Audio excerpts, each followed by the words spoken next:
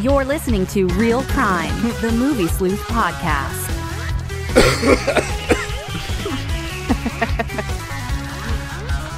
Yeah, guys, I'm really happy to be here tonight. You asshole.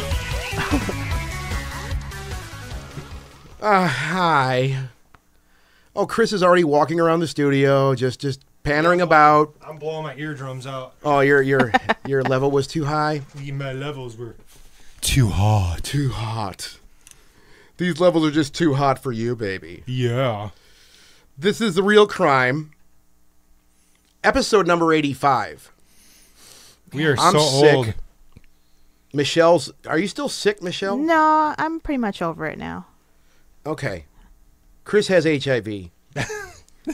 That's not even funny. Yeah, it probably isn't. I shouldn't say that. Sorry. Okay, sorry to all the It's HIV too late. people out there.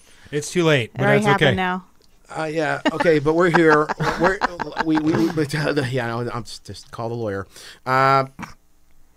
Last week we weren't here. We were all a wreck. Last week was not a good week. No, it wasn't a good week. And you know what? I don't know if you wanted to mention this or not, Chris, but I did want to mention it out of respect, out of pure respect. Our studio dog. Well, you know what? I'm sorry, Chris. Do you want the floor on this one? No. It's all good. Our studio dog, Marla. She's no longer with us, Yep. unfortunately. Chris's beloved dog. She passed away what day? Last week, Wednesday, I believe it was. Last Wednesday. I don't even want to think about the day, though. Yeah, and I'm sorry. I didn't mean to bring this up, Chris. No, it's honestly, okay. But I Okay. really did want to out of respect because she was a fucking awesome dog. Super cool to all of us. She was always there to she greet was us. a cool dog. And I hate to start shows off like this, but it has to be done sometimes. Great dog, cool dog. And, you know, it just hurts when to see somebody. And I know, Sam, you just went through the same thing yourself, too. Yes, time this before is the true. show. So My it's like... boxer died a few days ago. So why the hell are we here tonight? I mean, this is just... I guess life goes on, right? It does. You gotta It does. keep It really going on. does. But I mean, at least for our studio dog, Marla, rest in peace. All respect. What a great pooch she was. Always here to greet us. Always here to say hello when we came here to do this show. And it's going to be really strange for a while here, not seeing her running up. Like even tonight, like I expect her just to run up and, hey, what's up? I want to pay attention to me. The usual stuff. So that sucks. But, out of respect for one of the members of the team who's no longer with us, Marla, rest in peace. And let's go on because Let's move on because we're all going to start crying. Start crying. This sucks, dude. Don't cry, Michelle. I don't cry. All right, let's move along here. Chris, what do we got? Well, first thing we want to mention our sponsors, projectorscreen.com. Make sure to check them out online. And also the Flint Institute of Arts. Their seasonal movie season is just kicking off, so check out what films they've got up there. Great place. So that's it we got for sponsors this week. In the news, there's quite a bit going on today, actually. First thing I want to mention is a lot of people are going to be talking about this one tonight, but Warner Brothers has officially announced that they are making a Jared Leto Joker movie. Initially thought that he might leave that role after everything that's gone on, the disastrous things that have happened in the DCEU. Yeah. Jared Leto is going to be making a Joker movie, and he's on board as a producer also. It's very sad. Oh, my God. Yeah, I liked him in that role. Did you? Yeah. I'm actually a fan. I'm a huge fan of Jared Leto in general. Yeah, I love Jared Leto. Yeah. Mr. Nobody, we watched that the other day. Mr. Nobody is an fantastic amazing in that. film. It's an amazing film. Requiem for a Dream is one of my favorite movies of all time. Of course. So, yeah. Completely nuts. That's kind of crazy. It is kind of crazy. In other news, sadly, Solo is a massive, massive loss for Disney. Apparently, nobody was interested, as we said months and months and months ago. I personally love Leave it the fuck alone. Is that too much to ask? Stop. It is apparently too much to ask, but the film, they're estimating low that it's going to lose $50 million, but more than likely $80 million. They're going to be in the hole for this one. Boy, man, I wonder how they're going to ever recover. Make another Star Wars movie. Or a bunch more Star Wars. Sand People, the movie. Is this the first Star Wars that's ever flopped? Yes. Yeah. Oh. Yeah, It should be assigned to them then. Even the Clone Wars movie, it only cost them $8.5 million to make, and it made like $65 million for that little animated movie. Yeah. This is huge bad. Maybe the cow's a bit dry right now. Maybe. Nothing more to milk. I don't know what else to say. I mean, Yeah. it's just give it a fucking break already. Yep. I enjoy this stuff. I mean, I think we all do, but and we've all been kind of rolling our eyes when we heard the announcement for the Solo film. We were like, "Oh, not come on, really? This is the most one, if not the most important character in this franchise." Yeah. You know what? Let's move on. I don't want. I'm depressed enough already, man. So, in other news, Helena Bonham Carter is rumored to be taking on the villain role in the upcoming Bond 25. Yeah. Which would be pretty cool. Yeah. For them to actually switch it up for a James Bond movie again, have a female villain. I'm kind of excited for that because she's a great actress. Yeah, she's badass. Yes, she is. And then in other news, the Heathers reboot is officially dead. Yeah. They've decided just to pull it. So long, Heather's shitty reboot. And then Go ahead. Go ahead. the other interesting thing that I saw today was the teaser trailer for Bumblebee. Okay, thank you for bringing that up. Speaking of, What? just saying, that's the sound of a cow being milked. Right. Yes, it is. Okay, so I hate all the Transformers movies, the Bayformers with like the fire of 10 million suns. I think they're flaming fucking garbage piles. And this movie didn't look like a flaming garbage pile to me. It looked like, because for one, it's got a better director. It's not, who isn't Michael Bay. It's the guy that directed Kubo and the Two Strings. Yeah. So Yeah. it's actually like a good director. They look like they have their old style. Well, they're sticking it true designs. to they're going true to form actually. What Bumblebee really was back in the day. And Starscream totally had his G1 look to it. Like that is red and everything else. Well, they're both G1. I mean, it's like when I saw that Starscream, I'm like, oh, dude, I've done that transform. I have that shit at home. That's exactly how that thing transformed. Nose coming down, super cool stuff. So that is kind of exciting to see that. It did look pretty cool. I was surprised because but it was the same. Go ahead. I'm sorry, Michelle. Well, no, it just looks like maybe they're doing something different. Because honestly, the last two Transformers movies have been so bad. Terrible. Like they don't even make sense from like story standpoints anymore. They basically just smash together action scenes so they can sell it in China. And I'm not saying that to be like stupid or anything. Like if you look at their grossing, they actually don't make shit for money here anymore, and their international gross in China is insane. They actually make them for the overseas audience now. Isn't that what happened to Pacific Rim 2? I mean, have we heard anything about that film at all since it came out here? But I heard it's doing very well soon. I heard it's doing very well in China, though. Yeah, well, they make the movies like that now. Yeah, Those big blockbusters. Well, some of them, not all of them, but the Transformers films have definitely been doing that. So I like that. Maybe with Bumblebee, they'll make like a more simplistic, keep it simple. I like the chick with the robot dynamic. I think that'll be interesting and different. Yeah. It'll be something definitely to go see, obviously. And we'll just have to see what happens when it comes out. I'm sure they'll have about 4 more trailers come out. Yeah. Since his name is Sam, he needs to yell something now. It's actually funny that you guys are talking about these movies because I actually went to Art Center where Michael Bay went to school. Oh, really? Right. I mean, I don't like him at all, but it's just funny. And also I met... his mother doesn't even like him. Right. I also met Guillermo del Toro in Pasadena as well. Lucky. After met Pacific him? Rim, the screening. Did you make out with him? He gave me a little I would doodle. That was okay. That was as He's good like as it the got. most adorable man. It's very nice. I would have grabbed him and kissed him softly. Do you like all over. Pacific Rim? I like Pacific Rim. Yeah. I thought it was really, really good, and like a lot of people didn't like I it. love Pacific Rim. Did you see Uprising? I Sam? didn't. I did didn't see not. that one. It's interesting. I was It's like, fun. Okay, it was I was decent for a sequel. I was like, no Del Toro. I don't even want to look at that shit. I saw Shape of Water and I thought that was pretty great. That movie's Yeah. fantastic. I'm I glad love I got that Best movie. Picture. Yeah. And I'm warning you guys. I mean, the rest of the show, you're just gonna. I'm doing my best at this kind of. We don't have a cough button here on these mics, so I'm kind of jumping off the mic like that. And Is I'm that a really- thing? Yeah, in the studio, a lot of studios have. I mean, Like a not mute button. no, a mute. Well, it's a cough button. So a lot of times, in some studios, they have a foot pedal you can actually step on, and We can- cut you right out. Yeah. That's pretty cool. I want to get a foot pedal that like Mr. Gadget over here. Yeah, we're gonna find. Where are your cough pedals over here? It'll just make a farting sound. It's the whoopee button. It'll make a farting sound when you step on it.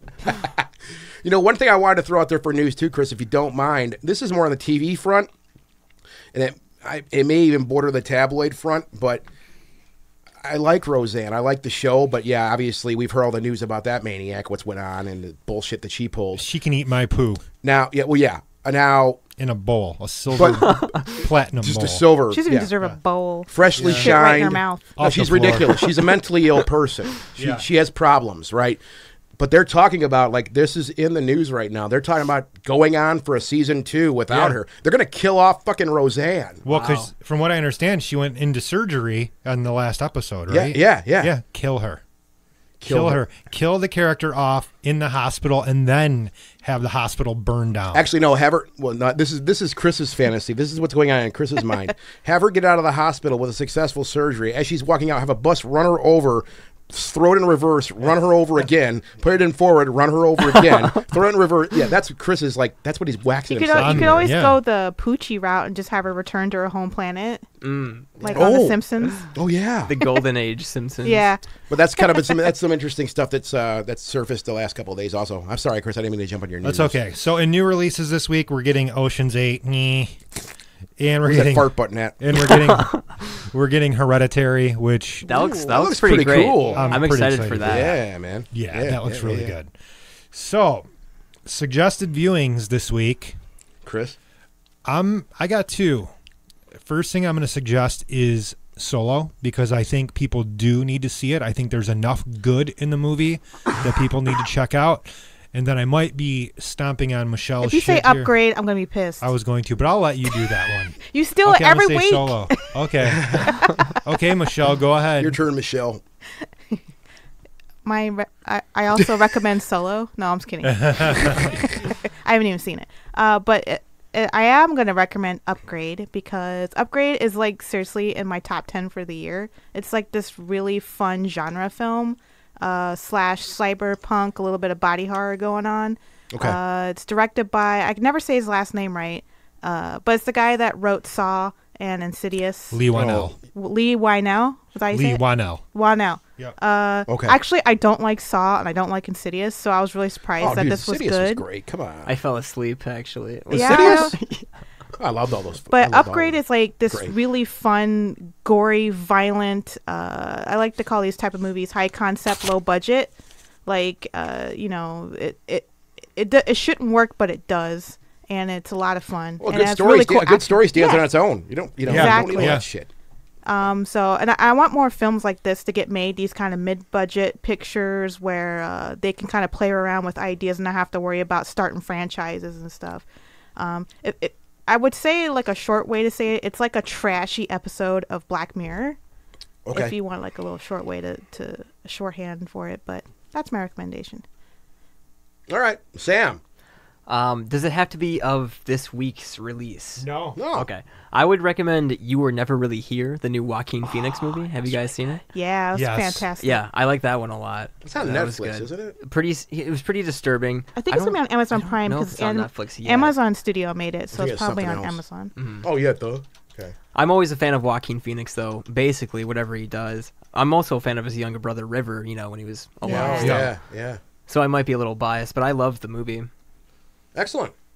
I spent the entire weekend watching Annihilation again, but that's not my suggested viewing. It just came out on Blu-ray and DVD this week. But what I did watch was one that I had to review for the site that I was really surprised by, and it's called Future Language. It's a documentary on Von Elmo, who was, I'm not an expert on this genre of music by a long shot, but he was one of the first. He was, according to the director of this film, and Von Elmo himself, he was the progenitor of no wave and stuff like that, like the 70s no wave, punk, like post-punk type stuff. Around the same time as like the Ramones and things like that. So this documentary, it's a very, very stripped down, cool. Literally, the girl says, and of course, her name's escaping my memory now, but she said this is a fan film. I did. You know, and I just happened, he was my favorite artist, and I wanted to do a film on this guy. And it's a really wild ride with this guy, because the guy's fucking nuts. And he's got some very interesting theories on life and things like that. So as far as a cool, like, you know, music documentary, whatever you want to call it, that's interesting. I don't think it's out domestically yet. We got a screener for it. Yeah. My review, I think, is probably as efficient as Raw is these days. It's probably already up on the site. Because I gave him the review on Sunday. So you can check out the review at the site. And I highly recommend seeing that when it comes out anywhere you can see it. Buy it. Steal it. I don't know. Whatever you're going to do. Check it out. Sounds like a Check good one. it. Now, the other film that I watched all damn weekend, too, is the subject of tonight's show. But we're going to get into his stuff first. Oh, fuck me. Dude, Gently with it's the the chainsaw? Sudafed. It's the Yeah. Sudafed. I'm high on Sudafed right now. Sorry about that, Sam. Oh, you're fine, Scott. I'll We're- let it slide this time. We people come down here and we just ignore them, and we just go on with our own shit. Sam, Yo. what do you do? What do I do? I'm a filmmaker and a musician. I've been making movies and music for about 15 years. I went to Interlochen to study film as a postgraduate, and then Art Center in California to get my BFA in film directing. After graduating, I came back home to Michigan to make Reveries. Ended up falling apart. I ended up getting into music and looping kind of 80s post-punk stuff. And I decided to get back into Reveries after seeing Stranger Things 2 because it kind of reinstilled confidence in my original idea. You know, I thought there's a demand for retro psychedelic coming of age movies still, so Yeah. I kind of pumped it back into action, and we made it on a shoestring budget for like $3,500. 40-minute runtime approximately. Okay. Yeah, I think it was a pretty big success for being extremely guerrilla and low key. So you put this down for a while. You said you took a break About from it. a year. You came About a and you year. came back to it. Yeah. Coming back to something like that, I mean, was it partly done, or was it like? Yeah, I mean, I've been working on this since I was about 15 years old.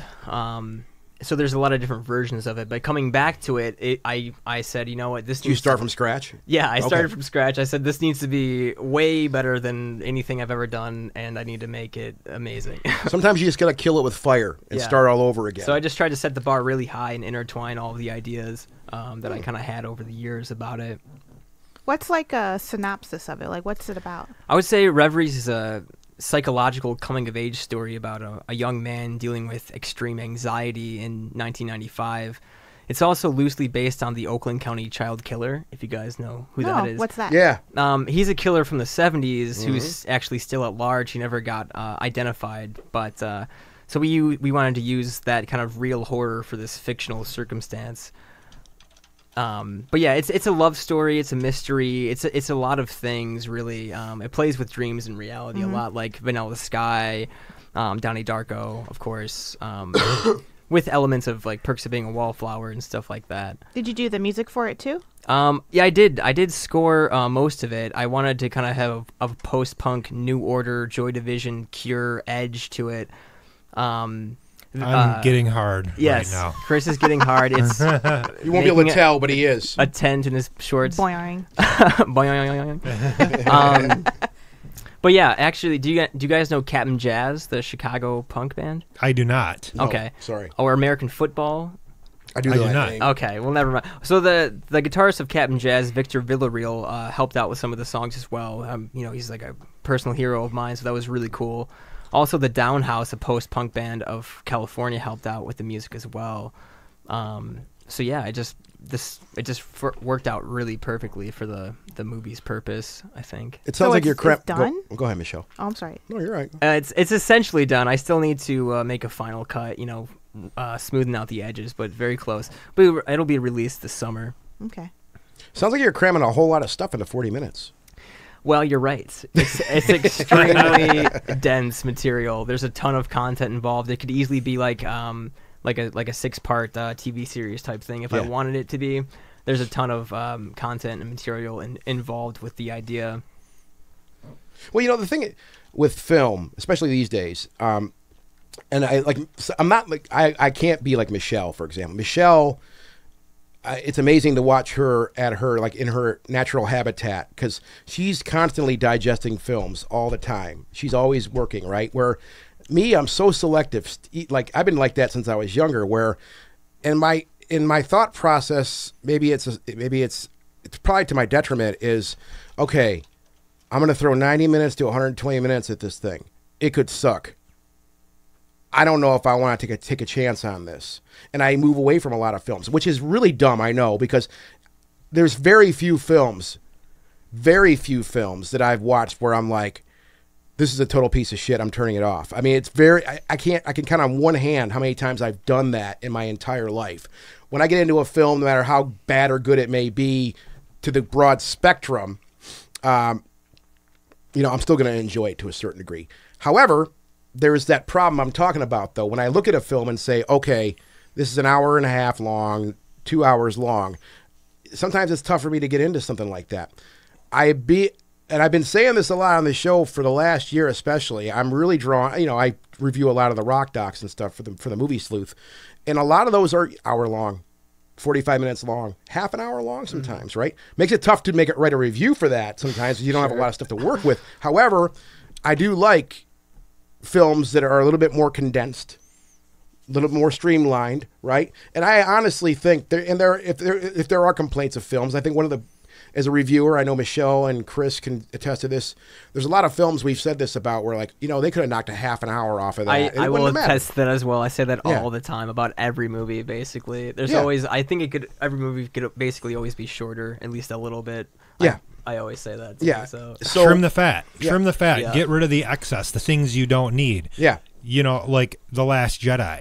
Like the entire Canto Bite thing. Like if they would have taken that half hour out of the movie, a lot of people would not have had the problems they had with it because it would have flowed a lot better. Yeah. So I mean, I will admit, I think this does feed into the bigger spectrum of how things work today and I don't care how old or young you are, I think as a society our attention spans are getting a little shorter. It's just a thing that you're gonna adapt to that. I like to think I'm a little bit more attuned to like having long-term thought, but I do like 20 minutes, half an hour, 40 minutes, hour, right? Something like that. Make it dense, make it mean something, right? And it sounds like that's the path you're on with this, so I'm excited to see this. yeah, it's very dense, and it is hard to explain because there is so many things that are happening in it. There's like a man made of lead, for instance. There's a false accusation of kidnapping a girl. There's running away. There's changing identity. It's about a lot of things. I think, the main message about the movie is just about being present with your own life. And I thought that, that was kind of relevant today with the changing America. Yeah. Just kind of focusing on what you have to do as a human instead of focusing on all the other shit that's been happening lately.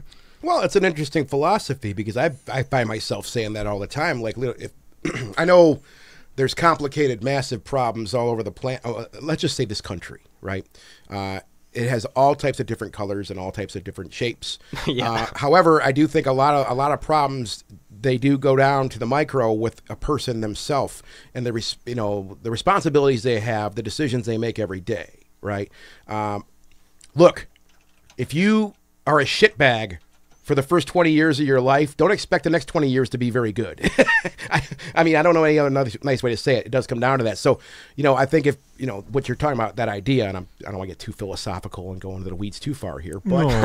Well, it's because, your perception of yourself colors your perception of your reality. Yeah. So maybe it's like when I watched your trailer, it seemed like the main character was having maybe visual hallucinations and like maybe his anxieties are manifesting themselves into imagery for him, like Something of on-site paranoid schizophrenia. Yeah. Alluding to that, not necessarily that. It's more of a special person in a special circumstance, kind of like Donnie Darko.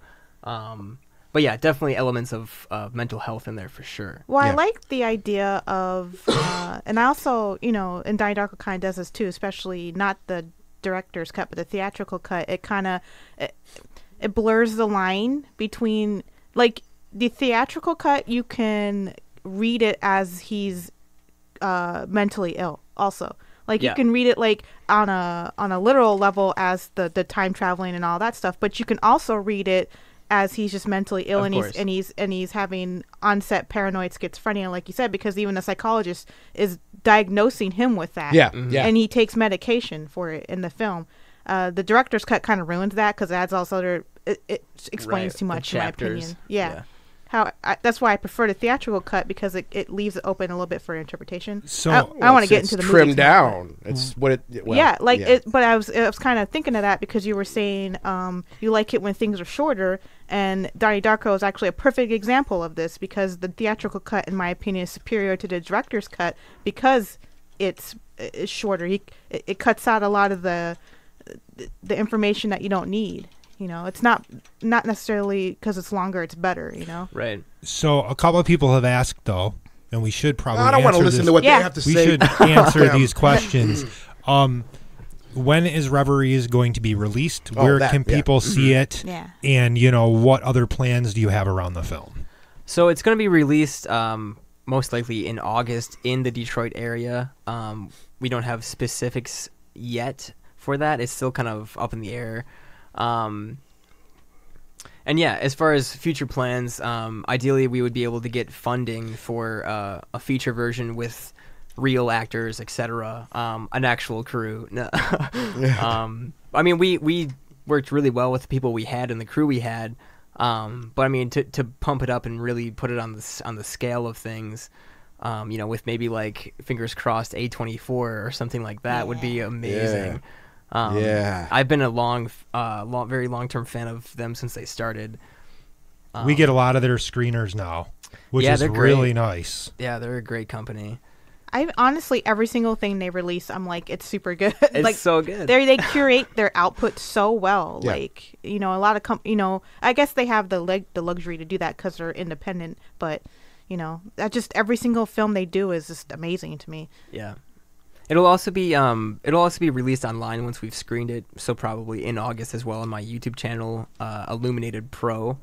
So you can find all the information there. Also, #Reveries Film. All the updates are on there on Facebook, Instagram, stuff like that. Excellent. Yeah. This sounds like a lot of fun. And I like It's the a ton fact of that work, it's man. I don't know. I don't know how people do it. I don't know either. And going back to that point, there have been a couple of films that I know that I personally have reviewed over the last couple of years with this group, and they were bad. They were really bad. Yeah. They were really. However, it's heartbreaking going on that point you just made. Even in the throes of something that I'm like, man, this is just not good. This is really bad. I still like to point out, like, look, you know what? This doesn't do it for me, but I do respect the amount of work that I know that goes into something like this. Whatever review I've written, I've always put that in there, like, look, it isn't going to be for everybody, and it might just be downright bad, right? Sure. Everybody's got to crawl before they can walk, if this is what you want to do with yourself, right? But yeah, I do respect the work that goes into stuff like that. I know Michelle does. I know Chris does also. I can speak for them on that. Well, I think being critical, it involves all angles of it. You can't be a film critic or a reviewer or somebody that writes about films without having to look at all sides, all aspects of totally. it. You have to accept the bad with the good and the great with the not so great. Otherwise, your function as a writer just doesn't exist properly. Yeah. If that makes sense. No, it makes total You have sense. to be able to dive into all of it, because at some point you're going to find really special things like Upgrade that we mentioned earlier. Yeah. It's a really special movie. It's different. It's not something you see typically. Yeah. And if we were not writing about movies, we would not have had access to that so early on. So, all right. All right. Donnie Darko. We've already mentioned that. Yeah. So today's subject of the film, I'm going to try to build it up like I did before I shat all over Sam, unfortunately. Sorry about that, dude. I'm used to it. Well, it does tie in. And it obviously ties in because, it came up so many times just talking about your film. Right, know. right. Very linked, I would say. We want to talk about Donnie Darko today. Can I start off with just something really quick? I know Yeah. I'm no spare for words today, Yeah. but I have not seen Donnie Darko, honestly, since it came out back in 2001, 2002-ish, Wow. right? Yeah. And I've said this before about certain films. When I saw him with very young eyes, I didn't think too much about him. Well, yeah, whatever. and that's a long, 17 years ago. Yeah. I know. Look, my taste in films back then was much different than it is now. So I didn't pay much attention to this film. And when we were talking about let's do a show on Donnie Darko, I'm like, well, I really need to go back and look at this thing. I haven't watched it in a lot of years. And this is one of those wonderful things. When you get a little older and a little more seasoned, and your tastes are more refined, and you got some gray in your beard and stuff like that. Man, this movie fucking rules. Yeah. Holy shit! What the hell was I thinking? So good. Oh my It's so God. watchable. You can watch it so many times. I've watched it 7 or 8 times since the weekend.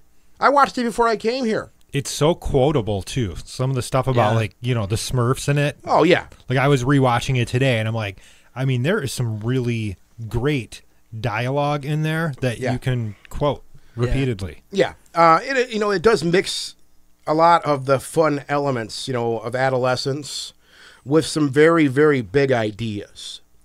Depending on, and Michelle, you already pointed that out, depending on your viewpoint of how you want to look at this film, you can look at it 2 ways, I think. I agree. One would be the simple way, I think, of this person is obviously delusional. They have major mental issues, Jake Gyllenhaal's character, Donnie Darko. Or you can look at it from the dork's point of view, like I like to look at things, and say, okay, this is a movie about fucking time travel. Holy shit.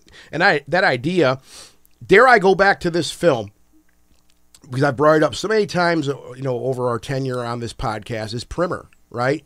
Or Primer, how you want to say it. Primer is my all-time favorite time travel movie. That movie is so fucking effective, man. So effective. Super low budget, too. Super low budget. Oh, my God. Anyway, I digress from that. This movie begs a person, and let's go from here, right?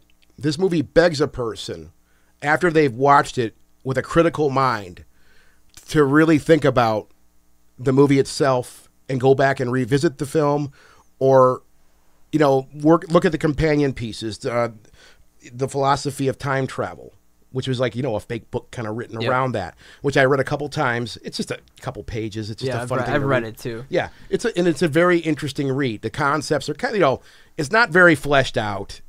It's very, very, top level, but the ideas that the philosophy of time travel presents are fascinating.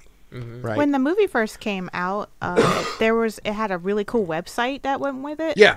And I you could think click. it's still around. Oh, I didn't actually look it up to see if it was still there, but I remember being obsessed with this website because it was really cryptic, and you could click on different stuff. This is, like you could click different symbols on the website, and it would take you to little pieces and chunks of stuff from the movie and writing and hints. And I thought that was like the coolest thing ever.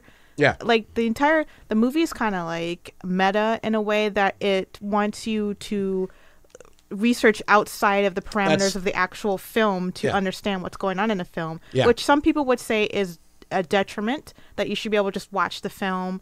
And you can just watch the film and understand it. But I really enjoy the fact that it has all these real world things you can look at to like enhance your understanding of the film, but that it's not necessary. No. But it's just like really interesting that he crafted all this stuff outside of the film itself for you to discover, and, well, he created his own fan fiction for the film. Yeah. And I was going to say that. Okay, I do understand where somebody would say, look, this movie should be able to tell a story on its own, and you should be able to watch the film, understand the story, and move on with your life, right? However, going back on fan fiction, why do people do that? After they watch a film, they become so obsessed with a story, an idea, a character, whatever it might be within that universe that's presented to you, that they want to explore it even more and maybe try to create their own ideas about this universe they've become obsessed with. That's what this film, you can do that with this film. And I think personally, that makes things a lot more. That takes it from just being like, let's just watch a movie and, see a story get played out. Yeah. To an actual experience. Like, if you want to put the time to it, I do understand that some people don't want to put the time into that. They just want to watch a movie, zone out for an hour and a half, 2 hours, and then move on with their life. Sorry, folks, we lost our feed for a minute there. Good. It's back. Oh, we're back? Oh, I don't know. I hope so. But I think that's what this film, after watching it now. Sorry, guys. What? Yeah, we lost our entire yeah. feed. Internet went down for a second. Oh, well. Sorry, guys. Yeah. That's what really, after watching the movie now in 2018, I was obsessed, with just the ideas presented. I think, going back to that, I think when you're younger, I know when I was younger, it was just like, let's watch shit blow up and, boobies or whatever it might be, and that's it, right? Now I want to know more, and I'm even as we're talking about this show on the podcast right now, I've been looking at stuff today, like thinking about ideas about time travel and all these weird things, and how these ideas were presented in Donnie Darko. That, to me, was one of my biggest takeaways from watching this film, preparing for this podcast, was just the depth this film has and how it begs for a viewer to walk away from this and not just forget it. I did 17 years ago, which I'm friggin' really embarrassed about. That's where I'm kind of at. I mean, that's, and there's a lot to talk about with that. I know. Yeah. But, yeah, your turn, Chris. I lost track there for a minute. So way to go, Michelle. I had to fix the problem. Well, this movie came out 17 years ago, so I was 20. So let's not do math for that. But you're still 14. Donnie Darko was one of the first movies I saw that was really just strange. And I remember somebody telling me, "Man, you gotta see Donnie Darko. It's nuts." And I've always been into movies, not to the degree I am now, but I've always loved watching movies. Back then I just watched them to enjoy them. Not that I don't now, but I didn't have the capacity to dissect them that I do now, because I learned about the hows and whys and film theory and all that stuff. Now I can watch them in a completely different way. But when I was in 20, I would just absorb the movie. I was what's the word? A passive watcher instead of an active watcher. That's what I'm saying with me. Yeah. It was the same idea. Just watch a movie. Yeah. So when I was 20, I just turned on Donnie Darko because I heard it was cool, and it fucking blew my mind. It was so strange and out there, and I loved that it was one of the first movies that it just didn't reveal everything in one watch. Yeah. You had to kind of dig around and really, try to figure out what was going on. I think it gets a little bit, it has a kind of backlash now because it's become a little cliche, that style of movie, the dark emo indie film. Donnie Darko kind of started that a little bit, that kind of I've heard people say it's pretentious and all that. I don't agree with that. No, I don't either. But I can see why people would think that, because the film doesn't hold your hand in any sort of, with any of the ideas or the concepts or the, and it doesn't, and the theatrical version doesn't have all the extra exposition and stuff like the director's cut. So I really like movies that respect your intelligence. Primer is another movie like that. Primer, the guy that directed Primer is an engineer and a mathematician on top of being a director. Yeah. Mm-hmm. And he literally wrote Primer in engineer language and didn't explain anything in it. So you just get it or you don't. And I absolutely love that take on a film. I'm not going to dumb it down for you. I'm not going to have some guy explaining it to you in Interstellar, so black hole works, and folds of paper and fucking puts the things. I'm not going to, that Donnie Darko doesn't do that at all. It makes you do all the footwork to figure out what's going on, and I really like that. But that kind of thing pisses some people off. Some people don't, and I'm not saying they're bad because they don't want, to think while they're watching a movie, but some people feel attacked by a film that doesn't explain everything to them. They feel upset, they missed stuff, and then they're angry at the film. And that's a lot of times where you hear the word pretentious get thrown around. It was pretentious. When really the movie's just... There you go, Trevor. The movie doesn't owe you anything, It's just Well... Honestly, I didn't understand Donnie Darko the first time I watched it. I didn't understand it the second time I watched it. It took me 4 or 5 times to really piece together what the fuck was going on. And even now, there's still some shit I'm Sure. Well, learning how all the moving pieces in this film work is similar to trying to understand how a complicated machine works, though, too. Yeah. There's so many elements in this film. And in my just watching, walkthroughs and YouTube videos and people trying to explain this stuff, every character in the, in any film, a character, you have characters and they all have a part in that story, right? But to me, Donnie Darko, the characters are pieces of a machine. They all have their purpose. And if one of those pieces were to break down or be removed, the machine would fall apart. Which is what's happening in the film, because he's there's a primary timeline and a tangent timeline. Well, and the primary universe, tangent universe. Yes, the primary universe is broken because there's a tangent now, and Donnie Darko basically has to fix what's broken in the timeline. You got it. So it's like a machine that's not working well. Yeah. And Donnie Darko's like the mechanic, but he doesn't know what tools to use, which I always thought was just like this. Like the first time I watched that, I didn't get any of that stuff from it. Like it was just a cool, mysterious, dark, almost like horror kind of thing. And it's kind of like the funny thing with the interesting thing is Frank, the character of Frank the bunny or whatever is like the bunny is he's like a red herring, because when you first watch the film, it seems like he's a monster, or he has nefarious intentions with Donnie, and then you realize he doesn't. Right, he's actually helping him. He's helping him.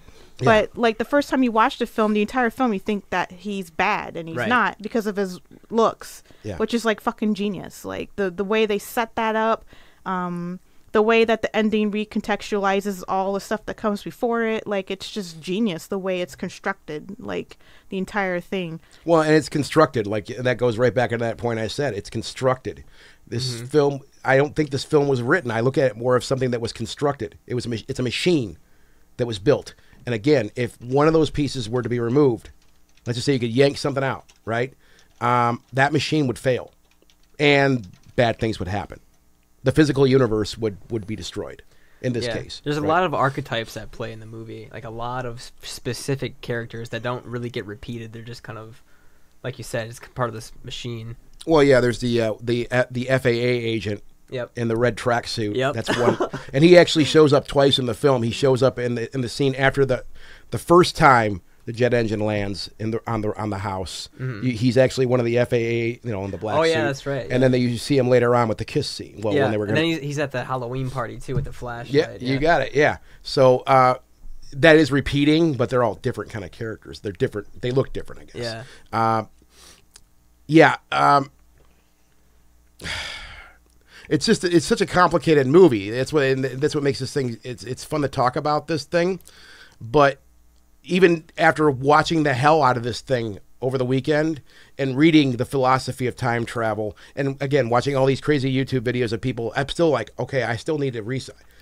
Yeah, but that's what makes a fucking great movie, though. I think too is I want to go back to it and watch it over and over again. I think the interesting thing, at least to me, is that the time traveling aspect of it is just window dressing, and it's really just a coming of age story for Donnie Darko, which is like with sci-fi trappings over the top of it. Yeah. Because it's just Donnie Darko. He's basically has, what's the word, ennui. Like he doesn't care about anything anymore. He's just kind of like done with life. Like his character is so disenfranchised with like society. Like every chance he gets, he's rebelling. Right. Even in his friend group, he's like smarter than his friends, and they know it, and he knows it. And that's what I was gonna say. Like, he's dominant. When I was rewatching it today, Donnie is kind of like this dorky loner, but he has these friends, and he's kind of like the alpha male in that trio. He is. Of him and his two buddies, and they just kind of like look up to him. Right. But he's he's very still dominant. kind of, But he's also, in the big, he's a big fish in a small pond, because then, you get to the bullies, Seth Rogen. I know. I'm always surprised that every time I rewatch him, I'm like, oh yeah, Seth Rogen's in this, and he's like 12. Yeah, like, he's a big fish in a small pond. Then you get out to the, the bigger pond, and he gets bullied like any other kid gets bullied, right? Yes. There are a lot of tie-ins with this film, and this is, again, from the research I've been doing. They show the scene, the Smurf scene we talked about a few minutes ago, where they have that great conversation about the Smurfs and Smurfette, where they show him shooting, where the camera goes back and forth. He's a perfect shot every time. He don't miss. He hits every time he shoots. That is a tie-in. One of the things I was reading on said that was a tie-in to the actual jet engine in the Tangent universe. He had to aim that jet engine through the portal, right? He had to actually shoot that and aim it.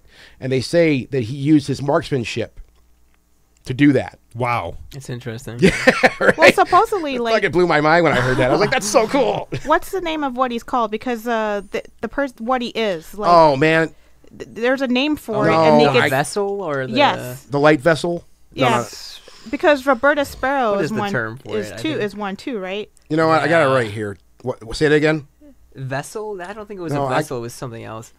But they supposedly get powers and stuff too. Like basically, Yeah. like the timeline is trying to correct itself, and it picks somebody Yeah, to the correct people. it with, Mhm. and like it abuse them with special powers to help them Yeah. reset the timeline back to where it's supposed to be to correct the error, I guess. And Yeah. so that's why I guess maybe basically. This is gonna sound like a really dorky reference, but I don't know if any of you guys have read The Dark Tower. All things serve the beam. Like there's this force called Ka, where it like basically life tries to find balance in it, and everything kind of like flows into a certain way to keep the balance in the world. And I feel like it's time, like almost like a personification of time, is like helping him, fix what's broken. Mm-hmm. I'm trying to make that make sense. Sounds like I'm high or something. No, like it I'm makes not, sense to but- me. I don't. Well, he talks too about God's path versus a Yes. chosen path, and if you are able to make a choice, or if you're just supposed to follow God's path, Right. in quotes. It's like I don't that mean to part where interrupt. he sees the stuff coming out The of him. living receiver. Yeah, Yes, that's it. that's I what just he pulled is. down the book. Go ahead. I'm sorry. What were you saying, Sam? God's path. Yeah. Well, he's having this debate with the teacher. What's the actor's name? Oh, and he's young in it too. Damn it. He used to be in stuff and now he's not.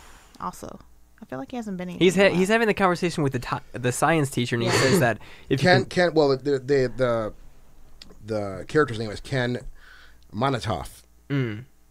and Ken says if they continue to have this conversation, he'll lose I can't. his job. I'll lose my job. You're right. 'Cause Yeah. they're talking about God's will versus your will, and I thought that was pretty interesting. Yeah. He totally shut the conversation Yeah. down. He's like, okay, I'll leave. So is God time?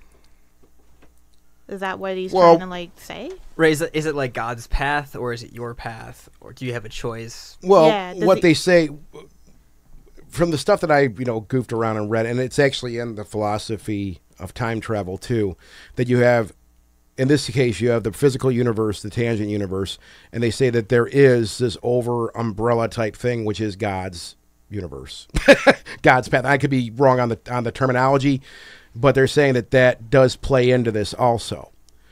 Now, yeah, if you want to get all super religious, okay, it was fine. Noah Wiley. Oh, that's it. I knew it was Yeah. Noah Yeah. something. I guess if you want to get super religious for a second on this, yeah, the idea I guess could be God chose Donnie Darko to be the living receiver. Mm-hmm. He saw a problem. Why couldn't he just fix it? Okay, I'll back off of that. We need a teenage boy to We do need this a teenage boy to job do for this. us. So here's Donnie Darko, right?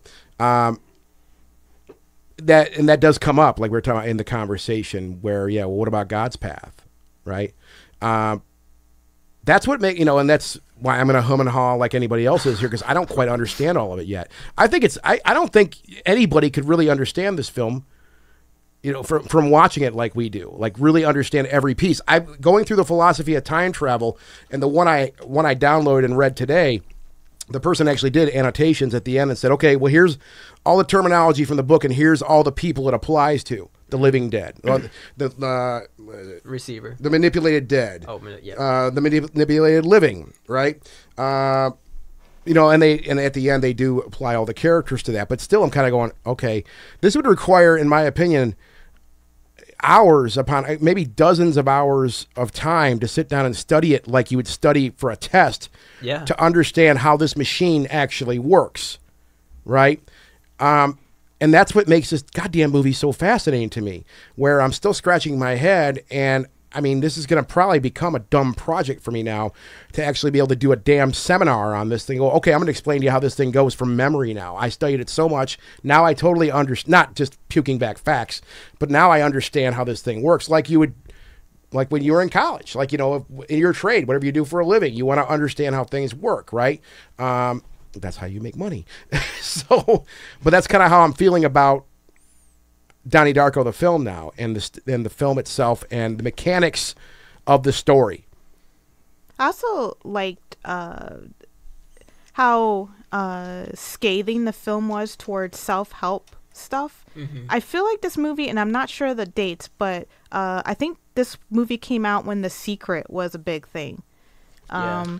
And it's very and Patrick Swayze's character is totally like peddling, you know, an off-brand version of The Secret. Yeah, fear and love. Fear and love thing. And I always found that really interesting because I can't stand that stuff. Yeah. And I find it really like patronizing and not helpful to anybody, and it preys on people when they're in their weakest point.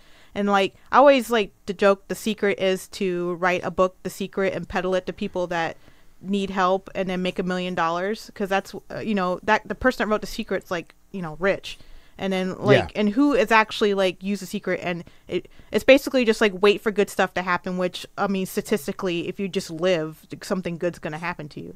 Like I always loved how it was very like, you know, scathing towards that idea. And Patrick Swayze's character, as we all know, ends up being a pedophile. And I always like really I love the interplay between him and the teacher that was like wanting Catherine to Farmer. Yeah, she was wanting to ban the book. And it was like so funny that she was like super offended by this book, and then she choreographs Sparkle Motion have like this super sexy dance. Yeah. Like she was okay with one thing but not the other, like, which is totally It's how hypocritical. those type of people are. They're hypocrites. Right. And she played that character perfectly. I know. too. Oh, I want to punch her in hate the her. head.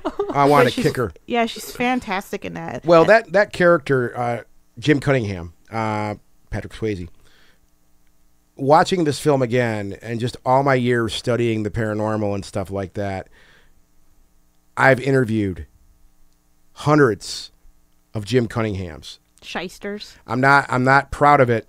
I was young. I was in college. I needed the money. I don't know. But I've interviewed. I mean, it's so fascinating to this day, even in academia, where when we were doing the show full time, when we were younger, I would get just dozens of emails from people going, "I've wrote this book. Here is the problem. Here is the solution. I am the solution. I am the way. Buy my book. This will, I mean, I would get emails every day that said, this will change your life. If you read this book, if you have me on your show, I will change your life. And it got to a point like, you know, Jim Baker's shit. Like, I was like, dude, I'm getting creeped out by some of this stuff, man. I'm like really getting creeped out. Nice people. The majority of them were very nice people, but they all had the same thing. You know, they all had this, well, this is the way. But wait, last week, that was the way, and the week before that was the way. Now, as a broadcaster and a journalist, I'm confused as hell. You know, it's a tough job to have when you're doing that. Seeing Jim Cunningham, I was like, oh god, I've seen a million Jim. I've still seen it every day, man. It's good to have different ideas, I think, you know, about the world. And in this case, you know, fear that's holding you down. Well, that's a fucking obvious point right there. Fear that's part of the human condition. Fear does hold you down, man. And I think it's supposed to, like, it also ties into subtext of the film, which is you're being led to do something, and you can either be a victim and let yourself be led, or you can take control of your destiny and not be led, which is, you know, the entire timeline is pushing Donnie Darko to do this thing, and he's trying to fight it. Just like people have these issues, like when they have that scene where Cunningham is addressing the kids in the audience, and they would come up and have a problem, and like one kid's like, you know, I get beat up, I need help, and then he's like, you know why? Because of fear. Like, it wasn't actually like he wasn't giving him a solution. No, he was just letting him, you know, your fear is holding you down. Yes, like. I think the entire film was kind of like about trying to break out of loops. Well, that's what it was. Yeah. That's when the film opens up. It's one of the things I read up on also. Donnie Darko he sits up, he's laying on a road with his bicycle there. Yeah, on the ridge. He sits up, and he kind of, you see the camera comes to his face, and he kind of goes, because what the idea was is that this has been a loop. Yeah, cycles. It starts where it ends. Yeah. And he keeps going through that loop, and he subconsciously knows that he's in this, but he doesn't, right? That's why he kind of goes, you know. And the manipulated living, for example, the teachers, there's one great little scene with Drew Barrymore and Noah, whatever. Wiley. Noah Wiley, where they're going through papers and they say Donnie Darko, and they both kind of go, and they both just kind of laugh, right? I know. It is about breaking loops like that, I think. That's part of the idea. It's subtle, you know, and you know what? I'll be honest, I didn't pick this stuff up. I had to be told. But once you understand that, you're like, oh wow, that does make sense, right? Well, because everybody's stuck in a cycle, whether it's like whether it's a actual literal cycle like Donnie Darko stuck in, or it's a cycle of like some people get they get stuck in a cycle of self-sabotage, like they start doing good and they sabotage themselves to where they're back at the point A. And there's like even a scene where they're when she's talking, she has on the chalkboard love and hate, and it's a straight line. Yeah. And he's like, oh, I don't want to be on this side or this side, I want to be over Yeah, here. Well, it's much more complicated than that. He said it's not that simple. Yeah, it's not that simple. Yeah. And he tells her to shove her up her ass. Yes. Which is hilarious. He told me to insert my Forcibly inserted into my anus. But I think everything in the film, kind of mirrors each other. There's like echoes of this like cycle idea that's like from the literal actual cycle that he's in to like cycles that the other characters also find themselves in. So I always found that like really interesting how it kind of radiates outward like that, from the physical to the metaphysical, the further you get from the middle of the story. So I'm going to ask Sam a question about this movie. Why do you think this continues to resonate with people? Well, I think too it's about things they don't appear as they seem. For instance, Donnie Darko isn't a particularly likable character in the beginning of the movie, but he ends up just being a guy who wants to save this girl's life, and then he becomes like a hero, like he said, like, how do you know that I'm not a superhero? Yeah, yeah. I think too about that the dad is kind of aloof and funny, and he's not really serious. But then at the end, you see him bawling like a baby, and then the mom, who obviously seems to care about Donnie the most, is just smoking a cigarette, watching the situation, very withdrawn. Yeah. And then obviously Jim Cunningham becomes exposed and everything like that. So I don't know. I think it's about things aren't as they seem, and why does it continue to resonate with people? I think it's what you guys were saying about the loops. I think that's everyone can relate to that, and also being misunderstood, and things kind of having this strange tonal line. Like there's a lot of dark humor in the movie where it's like you're not really sure if you're supposed to laugh, and you're not really sure if you're supposed to take it seriously.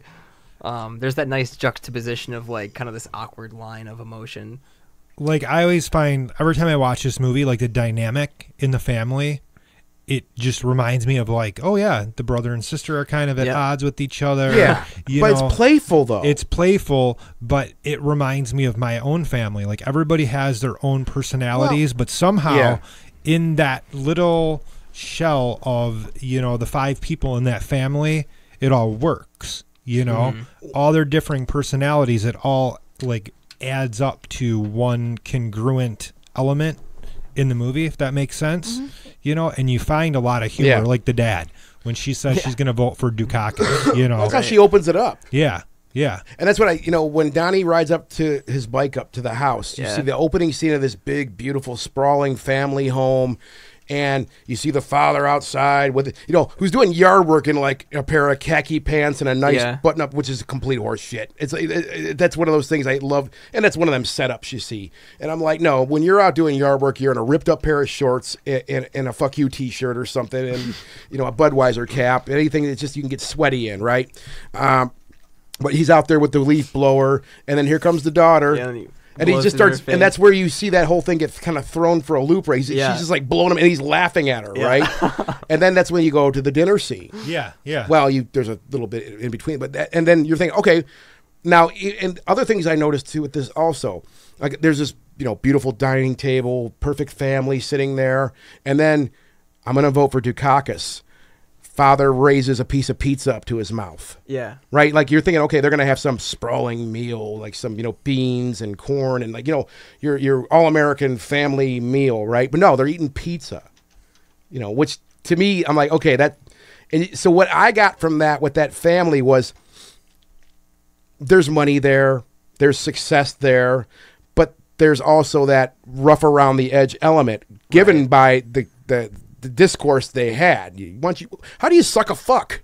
You know, back in, and you can tell the parents, and through the film, you see that happen over and over again. Like, they'll giggle and go, no, stop that. You know, like when, you know, he forcibly insert my anus, you see the father go, Yeah. you know, so they have a sense of humor. They're They seem like realistic. they're progressive. Yeah, they're very progressive. They have a sense of humor. They're realistic that their kids cannot be sheltered. They're going to learn filthy language, and they got to go with it. They're cool. They're actually cool parents, right?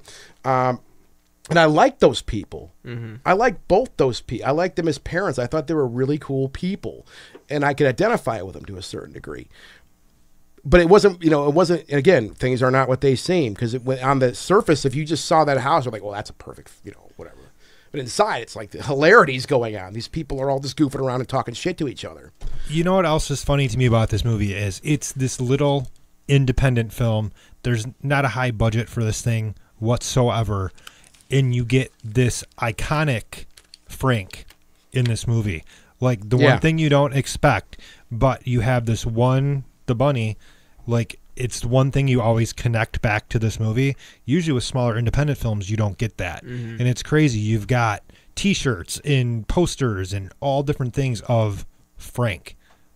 Yeah. It all connects back. Yeah. You know?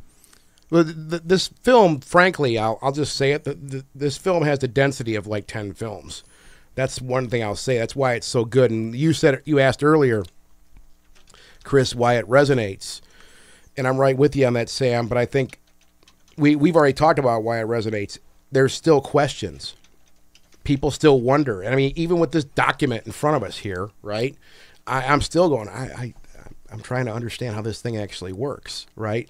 And I think just the way it looked, like this picture you have on our monitor over here, Chris, I mean, one of the most iconic scenes from the film where he pokes Frank in the eye, he's got that smile on his face. It's not quite, you didn't quite catch the frame here. Yeah. But there's a lot of scenes you see that where Jake Gyllenhaal just kind of has this maniacal smile, like private head smile. down, eyes tight, right?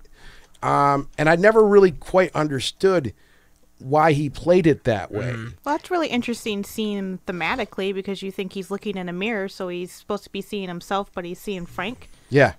So maybe, like, you know, it's kind of like playing with the idea that, you know, it's two sides of a coin. Like, you know, that's also why you could read it as he's having a psychotic break. Yeah. You know, like that kind of, you know, that he's seeing things but that scene is absolutely, that scene right there is what sold me on that movie. That entire sequence is so well done. And like it comes out of nowhere too, and yeah, it does. The music's perfect in it, the lighting, and like the cool thing about that face he makes, it's all lighting, because he's doing it. The light just changes, and then he's like, oh, like his sister comes in, and she's like, what are you doing? And he just turns his head just slightly, and he looks completely different. I love that look too. Those change of looks that happens is great. Yeah, it's just everything. The entire film is just like everything's not what it seems. Like Frank looks scary, but he's actually helping him. Cunningham looks like a smooth good guy, but he's actually bad on the inside. So the whole entire movie's saying to you, you can't trust what you see. Right. Drew Barrymore seems really kind of like astute and reserved, but then she just screams, "Fuck!" Yeah. You know. Yeah. I think it's like, you know, it's about the masks you wear, and there's like another really good scene is when he's in the theater and he's talking to Frank, and Frank finally takes his mask off for the first time, and you see it's like a human, and it's very, because the mask makes him monstrous, and then he takes the mask off, and he looks sad. He looks like a sad dead man. That's what he is, a sad man, as a young boy that's like basically been killed in the prime of his life, and he's got, and his eyes missing, and it completely changes the dynamic of that character. Yeah. That's like one of the most pivotal scenes. When they took that mask off, I mean, even seeing the movie, I've seen the movie already, but even seeing it this weekend, when I was going, oh God, oh shit, it's on. Oh, I mean, I got anxiety. Like, take off your mask. He says that in the theater. Well, because everybody, you know, has a mask that they put on to interact with the outer world that is completely different from what they feel inside, because you can't walk around with all your anxieties showing. I mean, you can, and people do, Want to bet? Well, I'm just saying most people hide it because of that. People hide it. Take a breath. To Take a breath. Yeah, sorry. I'm Michelle. just saying the movie's like all about the masks we wear. Yeah, like whether totally. Whether like literally in the case of Frank, or less literally in the case of, like you said, the teacher has this like facade she has to put on to keep her job. Yeah. Basically, Or, And even that wasn't good enough. yeah, or Cunningham had his mask, which was the self-help guru that was Perfect. He was on a moral high horse, and it turns out he was one of the most disgusting people in the movie, Yeah. So I think that's another like layer of the film is like the masks we wear and what's really Totally. lies beneath. Totally. 100%. Great little pepperings also. The red Firebird. Obviously, we see that towards the end of the film. Kills Gretchen. That's actually in the beginning of the film, too. I picked it up kind of quick. As he's riding home, It's on that street. it comes right by him. Oh boy, It's Frank. That's a good catch. And Frank is his sister's boyfriend. Oh really? Yeah. Oh, that's right. Yeah, Frank is his sister's boyfriend. When he opens the refrigerator, I think it is the first time when he opens. No. Yeah. I think it's during the party. He opens the refrigerator up, and they had that little black. It says when to get beer, Frank. went to or get something? beer, Yeah. Frank. I thought there was also one time he opened the fridge up and said, "Where's Frank?" This is Also, where's Donnie? Where's where's Donnie? Donnie? I'm sorry. Yeah, where's Donnie? That was the first time he opened it. Yeah. Said, "Where's Donnie?" Because he was out and about all night long. I think you can go on watching this film and pick up cool stuff like that over and over again. I think that movie's peppered with that. You just have to be watching for the stuff. Yeah, man, what a fucking cool flick. The music is really Oh my good. Yeah, too. I didn't. the I soundtrack. put the whole soundtrack on my list here too. Who did the score? I don't remember. Oh yeah, that was Michael Andrews. He did Me, You, and Everybody We Know. Is that what it was called? That's a good movie too. Yeah. I love the soundtrack, the score. Oh my god, beautiful. Every single song goes so freaking perfectly with every scene. Like you can't even imagine it without it now. Like What do you guys think about the director's cut music changes? sucks. I love In Excess in the beginning with In Excess is my favorite band. Never of all Tear Us time, Apart. That was really cool, I think. I think that was nice to have that lighter edge Yeah. during the intro. But other than that, the music choices were good. And plus, I remember when that Mad World cover came out. It was like so popular, but it's so strange to me how that song's feeling changes so hard. Like the original version's real faster and poppier, Yeah. and when he just slowed it down and made it acoustic, it's like the most haunting song ever. Yeah. Like it's just. Man, and that song is so connected to that film now. Like you can't hear that song and not think Donnie Darko. Yeah. Like it's immediately Infamous. what you think, which is like the sign of a good score or soundtrack, in my opinion, is when it's instantly recallable to the scene that it goes with in the film. Oh yeah. The soundtrack it's In Excess, Tears for Fears, The Church, Duran Duran, Joy Oingo Division. Boingo, Joy Division, Echo and the Bunnymen. Yeah. I mean, now you look at this and you're like, my God, this is just an all-star cast on the soundtrack, for God's sake. It's so good. You don't get soundtracks like this anymore with as much density as the film has too, right? And this is coming from a guy who listens to metal all the time. I mean, even I love this. I love this music. So yeah, that's another thing where, like you just said, Michelle, you can identify with those scenes and those songs. You think about that, or you hear that, vice versa. Wasn't there a sequel to this movie, which I haven't S. seen? Darko. There was. Is it S. good? Darko. Sister, No, the younger it has sister. The younger the girl that played the little sister in Yeah. the first one, Davy Chase. She plays S. Darko in the sequel. So It's really Is it bad. worth checking out? I didn't I've never finish seen it. It it. was very bad. When It did it was come pretty out? bad. Like right after, like a couple years? A couple years at least. I don't know exactly, but What were they Yeah. thinking? it's pretty bad. Hard to watch. What were they thinking? I might have to search it So, out. Sam, your film's at the DIA tomorrow? Well, that's my original music video. Bad Dreams is premiering at the DIA tomorrow of Cinetopia's Detroit Voices short competition. So that's 7 p.m. Come out, $15 at the door. You get to see a bunch of local Detroit filmmakers Cool. and their movies. What time is it at? 7. Damn, I wish I would have known about this earlier. I tried to do the whole, social media on it, but It's hard. It is. It's hard because it's so much out there now that you have to compete with as far as events and marketing stuff. So yeah. Yeah, I also have a lot of shows coming up, which actually I do a lot of looping music with the Donnie Darko soundtrack specifically because I like the song so much. Yeah. Like In Excess and Tears for Fears, The Cure. So if that tickles your guys' fancy, come out. Do you for play those. synths? I play synths and beats That's on the what I play keyboard, too. and I Oh, play my God. bass on the keyboard and guitar and do other things. With Is my it a voice. solo act? Yeah. What's it called? My solo act is called Taz. You can find me at Taz Jams, #Taz Jams. So there's lots of live looping stuff, The Cure, The Smiths, a lot of Yeah. 80s, a lot of classic rock, new wave. Well, Dude, look you at should Michelle's totally, antlers you pop should up. totally Wow. play with the band I'm in. We're called Run from the Future, and we also do Oh, ambient nice. looping and hardware synths. And That's maybe we cool. should set a show up together. Yeah. That'd be cool, Have your people call my people. right? Well, I'm going to be having this party here this summer, so we need to hook that up. Yeah. You guys Let's do can it. play, you can play, because that'll be nice, simple, and nice and compact instead of full Can I do bands. interpretive dance while you guys play? You can and you will. Oh my God, awesome! And it will be recorded. Oh my God, I can't wait. You can do synchronized swimming too. Oh really? Yeah. Where? yeah, in my yard.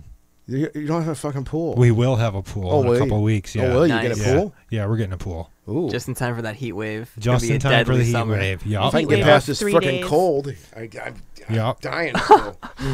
Oh, Michigan is so I temperamental hate with this. the weather. No, I'm so tired of it, man. I'm surprised I got through this show. But yeah, Donnie Darko's a pretty cool flick, I guess. Awesome.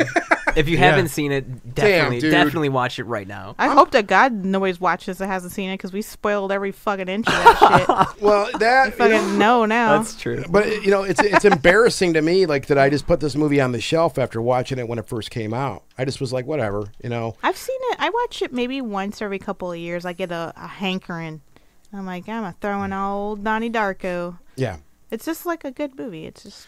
It's a movie that's going to definitely, I know for myself, I might even come back to this on the show here because I am going to probably do some, just meditating on this film because it has me kind of hooked now. I think a cool show would actually be, a cool podcast would be time travel movies. Have we ever done that? No, we have No. not. And there's a lot of them, and I think that'd be interesting to talk about all the different kinds of Just time talk about travel. Primer for an hour. That's all we're Yeah, going to do. I gotta watch Yeah. Primer again. Dude, Some What a Back to the great flick. Future. yeah. Yes.